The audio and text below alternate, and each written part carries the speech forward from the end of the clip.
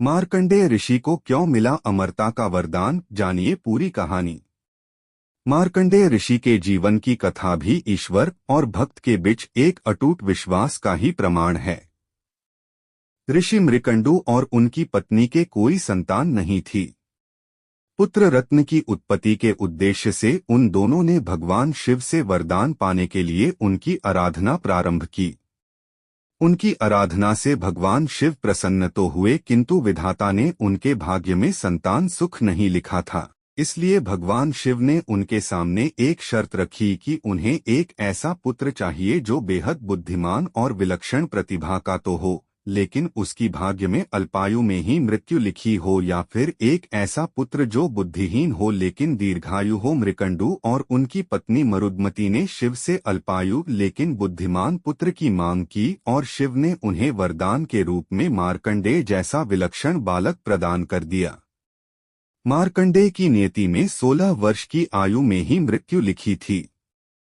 जैसे जैसे मार्कंडेय की उम्र बढ़ती गई, शिव के प्रति उनका समर्पण भी बढ़ता गया।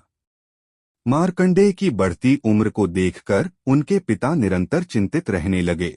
एक दिन मार्कंडेय ने अपने पिता से उनकी चिंता का कारण पूछा, जिस पर मृकंडु ऋषि ने अपने पुत्र मार्कंडेय से कहा कि भगवान शिव के वरदान के अनुसार तुम अल्पायु हो और 16 वर्ष की आयु में ही तुम मृत्यु को प्राप्त हो जाओगे। यही मेरी चिंता का कारण है। पिता द्वारा चिंता बताने पर भी मार्कंडेय बिल्कुल भी विचलित नहीं हुए और भगवान शिव पर अटूट विश्वास रखते हुए निरंतर उनकी पूजा करने लगे। जिस दिन उनकी मृत्यु निश्चित थी, उस दिन भी वे शिव की पूजा में ही व्यस्त थे।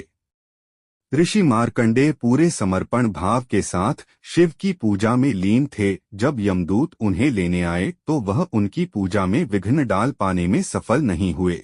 यमदूत को असफल होते देख स्वयं यमराज को मार्कंडेय को लेने के लिए धरती पर आना पड़ा।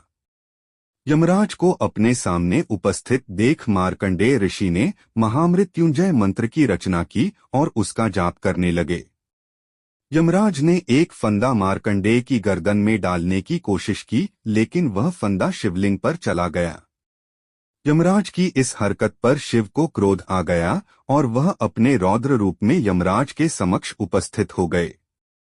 भगवान शिव को क्रोधित देख यमराज अत्यंत भयभीत हो गए और क्षमा याचना करने लगे।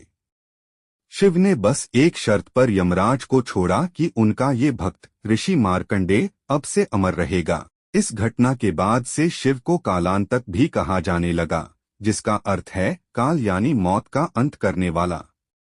सती पुराण में भी उल्लिखित हैं कि स्वयं पार्वती ने भी मार्कंडेय ऋषि को यह वरदान दिया था कि केवल वही उनके वीर चरित्र को लिख पाएंगे।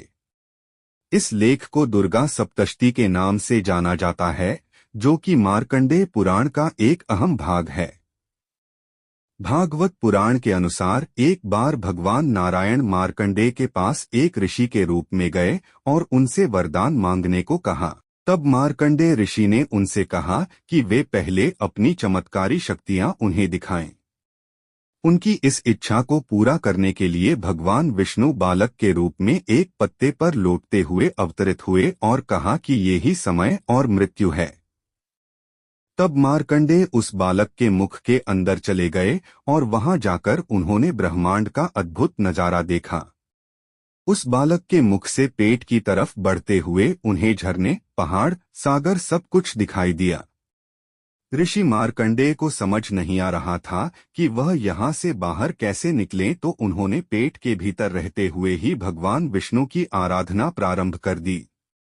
जैसे ही उन्होंने विष्णु भगवान को याद करना शुरू किया, वैसे ही वह सुरक्षित तरीके से उस बालक के शरीर में से बाहर निकल आए और बाहर निकलने के बाद उन्होंने लगभग 1000 वर्षों तक श्री विष्णु का सानिध्य प्राप्त किया।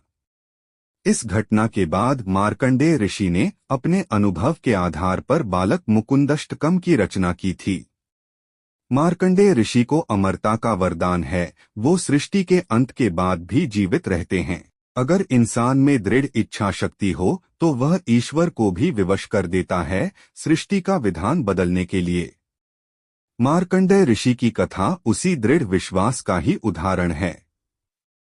ऐसी ही मजेदार वीडियो देखने के लिए चैनल को सब्सक्राइब करें।